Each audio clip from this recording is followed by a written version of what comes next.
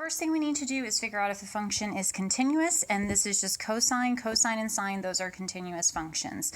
So the assumption that it's continuous on the closed interval 0 to 2 is satisfied. If you want, you can say it's because it's a trig function of cosine, or you can just write continuous on 0 to 2, check mark, and again, that is because cosine is continuous. It's one of those basic functions that we know to be continuous.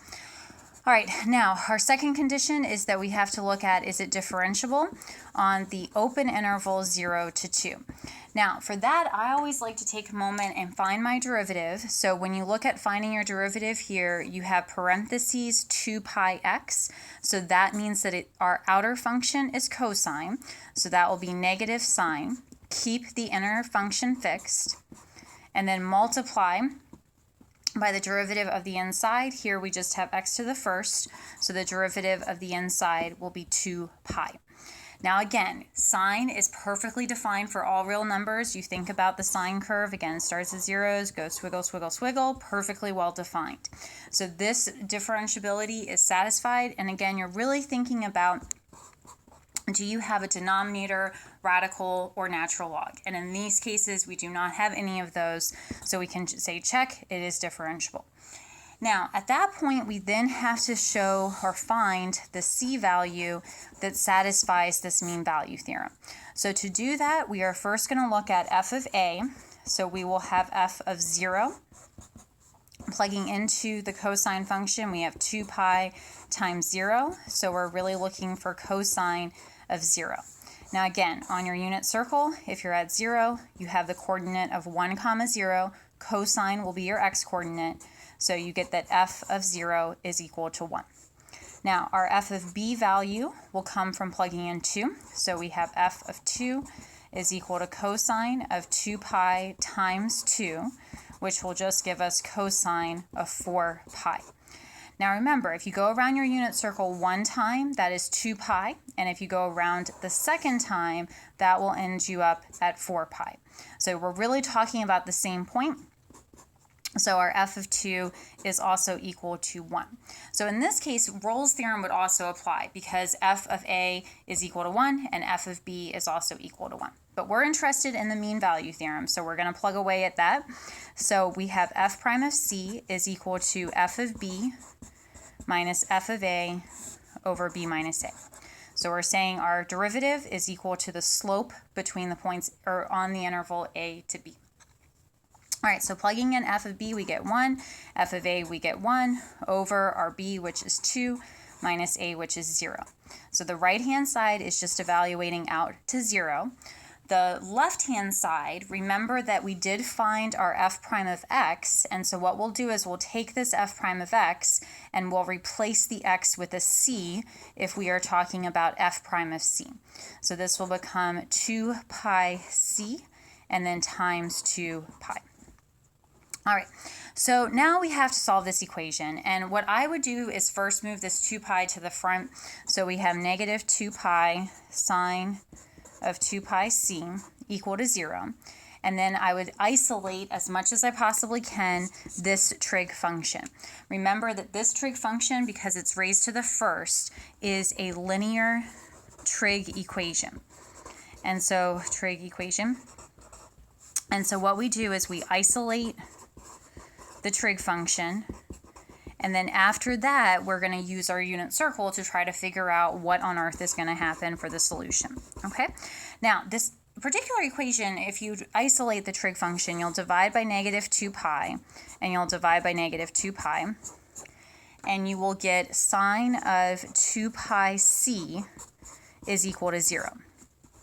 Now, usually if you just have sine of theta or sine of c, we go to our unit circle and we figure out the value based on the y-coordinate.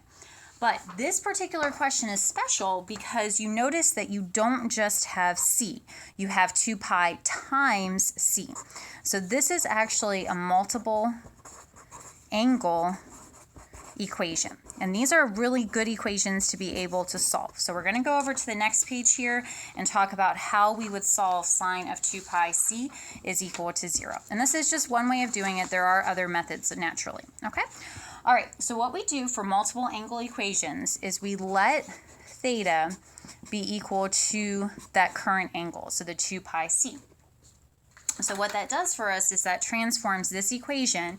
If I let theta be equal to 2 pi c, I now have sine of theta is equal to 0. Now, sine of theta is equal to 0, I can then use my unit circle on and look at where the y-coordinate is equal to 0. Now, if you think about your unit circle, the y-coordinate is equal to 0 at 0 and any n pi multiple, because if I add pi, I would also have a y-coordinate of 0. Add pi, I would also have a y-coordinate of 0. So we would say that theta, our solution, is equal to n pi. So any integer multiple of pi will get us on the x-axis where our sine value will be 0. So again, n here is an integer value. Okay, so that's great that theta is equal to n pi, but the whole idea of multiple angle is that when you let the theta be equal to 2 pi c, you use your unit circle, and then you go back and use the fact that theta is equal to 2 pi c. So you do this little change of variables so that you can solve using your unit circle, and then you got to change out back to the original variable. So here I'm going to let theta be equal to 2 pi c is equal to n pi. And then I need to solve for c. So I divide by 2 pi, divide by 2 pi, and I get c is equal to n over 2, because of course the pi's cancel out. Now, at this point, we've got to figure out the c values that are inside the interval, because remember, this n is any integer, so it's 0, plus or minus 1, plus or minus 2, and so on. So what I'm going to do is my current interval for this mean value theorem question is from 0 to 2. So I'm going to let n be equal to 0. If I do that, then c will be 0 over 2, which is going to be 0. Now, that is an endpoint, and when we talk about c for the mean value theorem, it has to be in the open interval. So because this is an endpoint, we are not going to include that as one of our c values for the mean value theorem. So then we go to n is equal to 1. So we have c is 1 over 2 now. That is an interior point, so that will be a c value. Then we go to n is equal to 2. So we have 2 over 2, so that gives us 1. That is an interior point, so that will be one of our c values. And then we have n is equal to 3, so that's going to be c is 3 over 2. And that, again, is an interior point, so we will use that as one of our c values.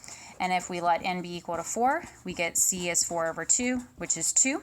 Again, that is our endpoint, and we do not include endpoints in the mean value theorem for the c values. So what we say as far as our answer is our c values would be 1/2, c is equal to 1/2, 1, and 3/2, because those are the interior points that satisfy our mean value theorem conclusion.